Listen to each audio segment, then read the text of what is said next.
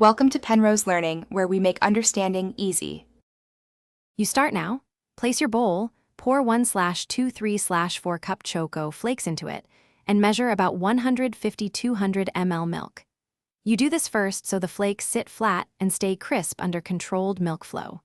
Once the flakes are measured, tilt the milk container and pour slowly toward the edge of the bowl to avoid large splashes. This preserves texture. Make sure to leave a little headroom so the milk doesn't overflow when you stir or add toppings. Once done with the initial pour, decide texture.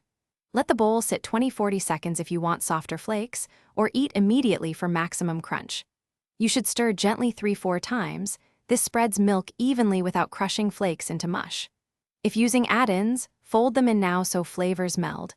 1 tsp honey blends quickly, while sliced banana or berries add moisture and balance. Make sure to taste a small spoonful and adjust sweetness or milk volume before you can finish by eating promptly, because Choco Flakes will continue to absorb milk and soften over time. That's why timing matters. If your bowl becomes soggy, salvage crunch by pouring off 10-20% of the milk and sprinkling a handful of fresh flakes on top, which restores texture and contrast. If the mixture feels too dry, pour 1-2 tablespoons milk, wait 10 to 15 seconds for absorption, then stir gently. That quick fix balances mouthfeel without diluting flavor. Thanks for watching. If this was helpful, leave a like and consider subscribing. See you next time.